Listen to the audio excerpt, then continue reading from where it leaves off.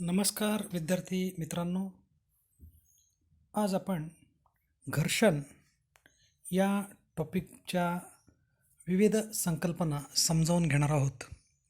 मित्रहो, समजा या ठिकाणी एका पृष्ठभागावरती एक पदार्थ आहे आणि तो त्यावरती गतिमान होत आहे. म्हणजे समजा टेबलच्या टॉपवरती एक लाल रंगाचं डस्टर आहे आणि त्याला फोर्स लावल्यानंतर ते गतिमान होत आहे. तर या गतीला विरोध करणारं जे बल निर्माण होतं याला घर्षण बल असं म्हणतात. म्हणजे थोडक्यामध्ये इथे जर बलं कोणती कोणती कार्य होतात हे जर बघायचं झालं तर पहिली गोष्ट म्हणजे या डस्टरचं किंवा ठोकळ्याचं वजन या पृष्ठभागावरती पडतं आणि ते खालच्या दिशेनं असतं. त्याच पद्धतीनं पृष्ठभाग हा देखील या पदार्थावरती एक नॉर्मल रिॲक्शनचं सामान्य प्रतिक्रियाकारक बल हे उत्पन्न करत असतो आणि त्यामुळं तो पदार्थ या पृष्ठभागाला कोणत्याही प्रकारची इजा करू शकत नाही आणि तो पदार्थ पृष्ठभागावरती स्टेबल राहतो. याला नॉर्मल रिॲक्शनचं किंवा प्रतिक्रियाकारक बल असं म्हटलं जातं. मग आता या ठोकळ्याला जर तुम्ही काही बल हे समांतर पातळीवरती लावलं, म्हणजे इथे समजा हा ठोकळा आहे आणि याला या पद्धतीनं बल लावलं तर त्याच्या विरुद्ध बल देखील एक निर्माण होत असतं आणि त्याला आपण घर्षण बल असं म्हणतो. म्हणजे ज्या दिशेने बल लावलेलं आहे, म्हणजे गती ही निर्माण होते बल लावल्यानंतर न्यूटनच्या पहिल्या नियमानुसार. मात्र त्या गतीला विरोध निर्माण करणारं एक बल तयार होतं, त्याला आपण घर्षण बल असं म्हणतात. आणि हे जे बल आहे हे आभासी बल किंवा व्हर्च्युअल फोर्स आहे हे लक्षात ठेवा. म्हणजे या ठिकाणी ते उत्पन्न होणारं बल आहे आणि ते कसं उत्पन्न होतं, काय उत्पन्न होतं, किती अमाऊंट त्याची असते, या संदर्भात आपण त्याचा अभ्यास करायचा आहे आणि यालाच आपण घर्षण बल किंवा या बलाला उत्पन्न होणाऱ्या या बलाला घर्षण बल असं म्हणतो. तर मित्रहो, घर्षण बल हे दोन प्रकारचं असतं. एक स्थितीज घर्षण आणि दुसरं गतिज घर्षण. म्हणजे समजा एका पृष्ठभागावरती एक पदार्थ आहे आणि या पदार्थाला बल लावलं, मात्र तो पदार्थ जागचा हललाच नाही, तर याचा अर्थ आपलं बल वाया गेलं का? तर आपलं बल हे का वाया गेलं याचा जर आपण विचार केला तर पदार्थामध्ये जे असलेलं जडत्व आहे त्यामुळे तो पदार्थ हललेला नाही आहे. मात्र जास्त किमतीचे बल लावलं तर तो पदार्थ हलू शकतो.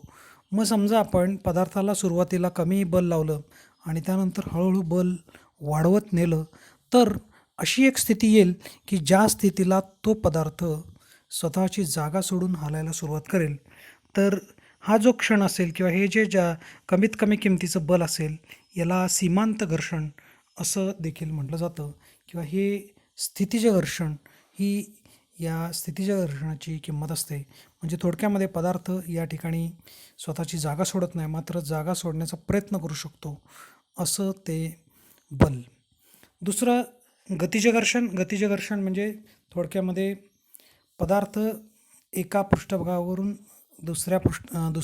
एक पदार्थ दुसऱ्या पदार्थाच्या पृष्ठभागावरती गतिमान होतो किंवा घासला जातो. असं जे यावेळी जे घर्षण बल निर्माण होईल त्याला आपण गतिज घर्षण असं म्हणतो. यामध्ये हे सरकण्याची जी परिस्थिती आहे याला स्लायडिंग फोर्स किंवा स्लायडिंग फ्रिक्शनल फोर्स असं आपण म्हणू शकतो. काही वेळेला पदार्थ घरंगळत जातो, मग अशावेळी ते चक्रघर्षण किंवा भ्रमणजन्य घर्षण असं देखील आपल्याला म्हणता येईल. म्हणजे समजा या ठोकळ्याच्या खाली जर काही दंडगोलाकृती ठोकळे किंवा दंडगोल ठेवले आणि घरंगळत या पदार्थाला नेलं तर या पद्धतीचं घर्षण देखील तयार होईल. किंवा याचं दुसरं उदाहरण म्हणजे या पदार्थाला जर चाकं लावली तर ते किंवा तो पदार्थ स्वतः घनगोलाकृती किंवा त्या तत्सम आकाराचा असेल तर जे घर्षण तयार होतं याला आपण गतिज घर्षण असं म्हणू शकतो. तर मित्रहो, घर्षणाचे नियम आपल्याला बघायचे आहेत. घर्षणाचे वेगवेगळे नियम आहेत. घर्षण हे कशावरती अवलंबून असतं तर घर्षण हे स्पर्शित पृष्ठभागा किंवा जे भाग एकमेकांना स्पर्श करतात त्या स्पर्शित भागाचे जे स्वरूप आहे त्याच्यावरती घर्षण अवलंबून असतं. म्हणजे काय तर पदार्थ जर गुळगुळीत असतील तर घर्षण हे नेहमी कमी होतं आणि पदार्थ जर खडबडीत असतील किंवा पृष्ठभाग जर घासले जाणारे खडबडीत असतील तर घर्षण बल हे जास्त किमतीचं असतं, हे लक्षात ठेवा. त्यानंतर घर्षण बल हे ज्या दिशेनं बल लावलेलं आहे त्याच्या बरोबर विरुद्ध दिशेनं देखील कार्य करत असतं. त्याच पद्धतीनं जे घर्षण बल जे आहे ते प्रतिक्रियाकारक बलाच्या समप्रमाणात बदलतं. म्हणजे जर पदार्थाचं वजन जास्त असेल तर घर्षण बल हे जास्त किमतीचे असणार किंवा पदार्थाला जर दाब दिला तर तो त्या ठिकाणी घर्षण बल हे जास्त किमतीचं होणार, हे लक्षात येईल. घर्षण बल हे तापमानावर देखील अवलंबून असतं. तापमान ज्या पद्धतीनं बदलतं त्या पद्धतीनं घर्षण बल हे कमी कमी होत जातं. तर असे काही घर्षणाचे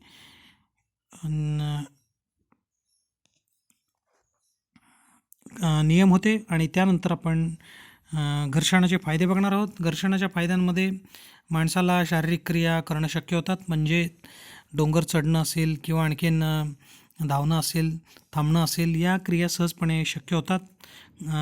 आपल्याला जे अन्न आपलं पचन होतं ते देखील बऱ्याच अंशी घर्षणामुळे त्याची साईज रिडक्शन होत असतं.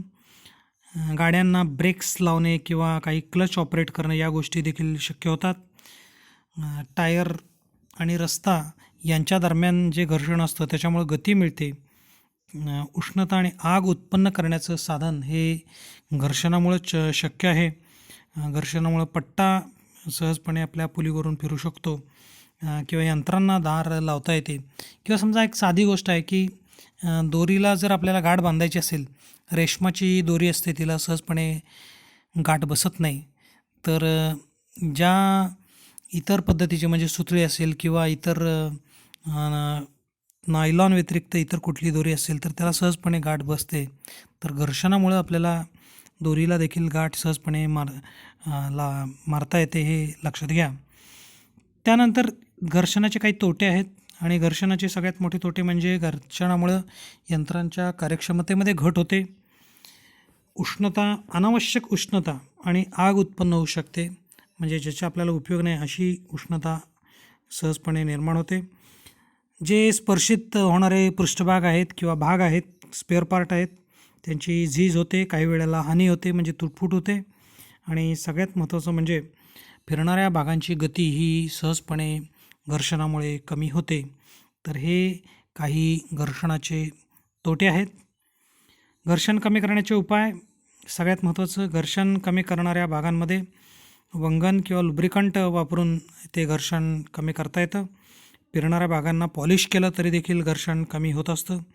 त्यानंतर फिरणाऱ्या भागांमध्ये काही ठिकाणी बॉल बेरिंग किंवा बुश बेरिंग असेल किंवा रोलर बेरिंग असेल, गोल धारवा आपण ज्याला म्हणतो, ते त्या ठिकाणी वापरायचं की जेणेकरून आपल्याला घर्षण हे सहजपणे कमी करता येतं. घर्षण गुणक म्हणजे काय ते आपण बघूया. मित्रहो, पदार्थामध्ये प्रतिक्रियाकारक बल आणि घर्षण बल यांचा जो गुणोत्तर आहे याला आपण घर्षण गुणक असं म्हणतो. म्हणजे या ठिकाणी म्यू या अक्षरानं घर्षण गुणक दर्शवला जातो. तो F/R या सूत्रानं आपल्याला लिहिता येतो. बऱ्याच वेळेला प्रतिक्रियाकारक बल आणि घर्षण बल हे सहजपणे सांगता येत नसतं. तर प्रतिक्रियाकारक बलाला बॅलन्स करणारं बल म्हणजे पदार्थाचं वजन असतं आणि घर्षण बल हे जे लावलेलं बल आहे त्याच्यापासून उत्पन्न होतं. त्यामुळं आपण म्यूची किंमत P/W अशी देखील लिहू शकतो. जनरली आपण प्रतिक्रियाकारक बल आणि वजन हे सहज एकमेकांचे थोडक्यामध्ये पूरक असे बल आहेत आणि घर्षण बल आणि लावलेलं बल हे देखील एकमेकांचे पूरक आहे, हे असं आपण पाहणार आहोत. घर्षण कोन म्हणजे काय हे आपल्याला बघायचं आहे. मित्रहो, आपण पृष्ठभागावरती जर पदार्थ ठेवला तर त्यावरती दोन बलं विरुद्ध दिशेने कार्य करणारी म्हणजे त्याचं वजन आणि प्रतिक्रियाकारक बल जे पृष्ठभागातून निर्माण होतं. त्याच पद्धतीनं लावलेलं बल याच्याबरोबर विरुद्ध किमतीला हे घर्षण बल उत्पन्न होतं. घर्षण बल आणि प्रतिक्रियाकारक बल हे थोडक्यात आभासी असणारी बलं आहेत आणि या दोन बलांचा जर तुम्ही परिणामी बल शोधलात तर तो या दिशेनं जाईल आणि या दिशेनं लावलेला जो कोन आहे याला घर्षण कोन असं म्हणायचं, तो थिटा या अक्षरानं दर्शवला जातो.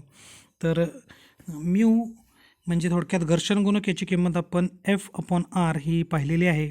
तर घर्षण कोन आणि हा जो घर्षण गुणक आहे यांचा संबंध काय आहे, तर तो म्यू बरोबर टॅन थिटा इतकी किंमत असते. म्हणजे टॅन्जंट गुणोत्तर हे जे आहे घर्षण गुणकाचं, ती किंमत म्हणजे घर्षण गुणक असतो, हे या ठिकाणी अधोरेखित होतं.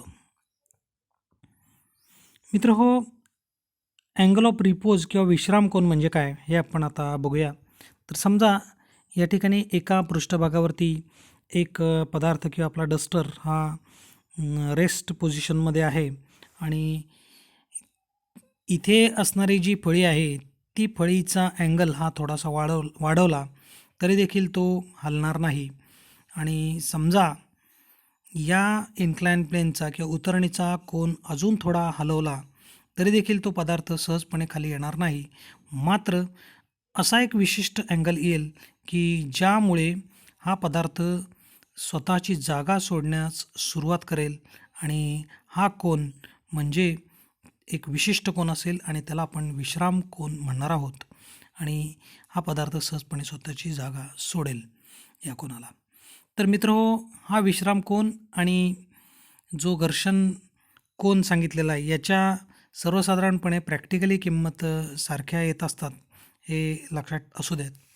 तर यानंतर आपल्याला उतरणीवर घर्षण हे बघायचं आहे. समजा उतरणीचा कोन हा या ठिकाणी दाखवलेला आहे थीटा आणि या थीटा कोन करून असलेल्या उतरणीवरती हा लाल रंगाचा जो पदार्थ आहे किंवा तो आपल्याला वरती किंवा खाली न्यायचा आहे. समजा वरती न्यायचा असेल तर काय कंडिशन, खाली न्यायचं असेल तर काय कंडिशन, याचा आपल्याला अभ्यास करायचा आहे.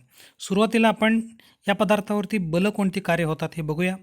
समजा पदार्थावरती बल जे लावलेलं आहे त्याच्या विरुद्ध किमतीला फ्रिक्शनल फोर्स तयार होईल.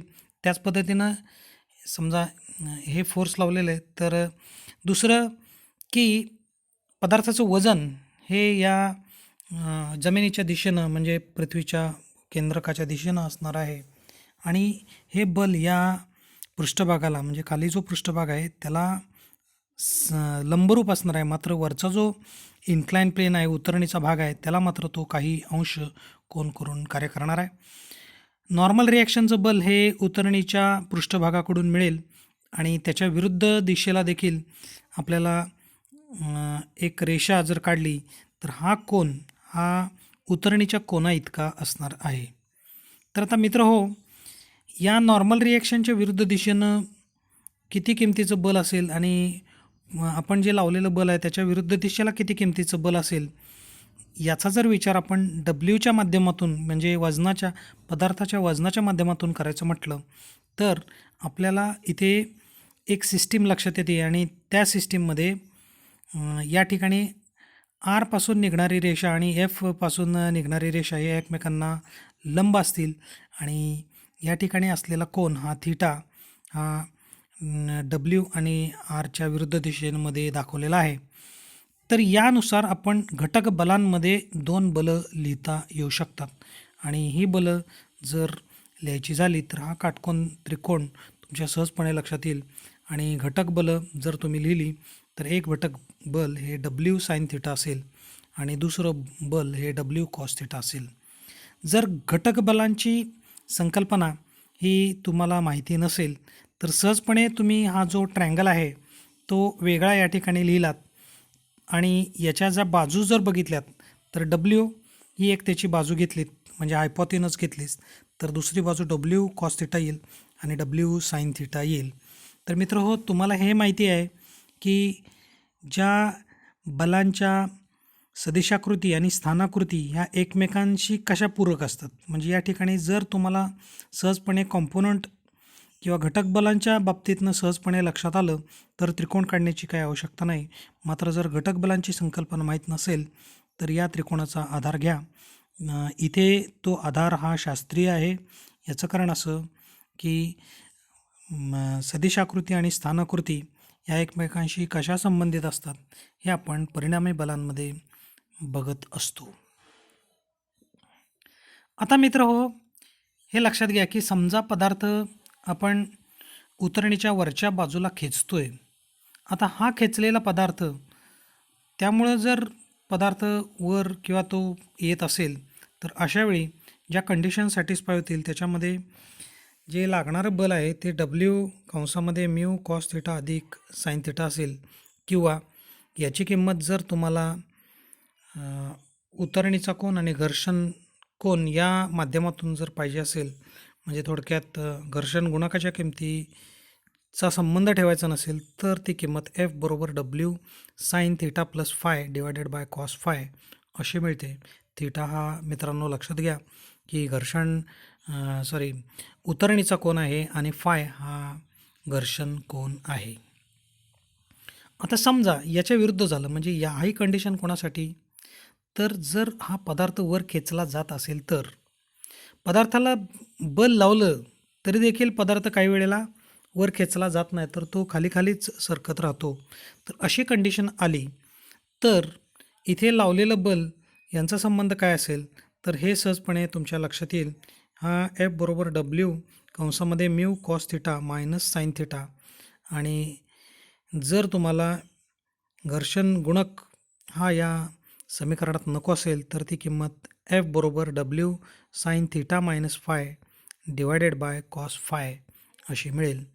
इथे जो पदार्थ वर जात असताना आणि खाली येत असताना जी सूत्र आहेत त्याच्यामध्ये फक्त मध्ये वजा चिन्हाचा फरक आहे.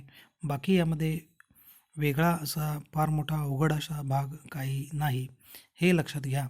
तर अशा पद्धतीने उतरणीवर वर खेचलं जाणारं बल आणि खाली सरकत जाणारं बल यांची सूत्र आपण पाहिलेली आहेत. तर यावरती आधारित प्रत्यक्ष गणितं आपल्याला लवकरच सोडवायची आहेत. याचं प्रॅक्टिस हे चांगल्या पद्धतीनं करा. यामध्ये काही शंका असल्यास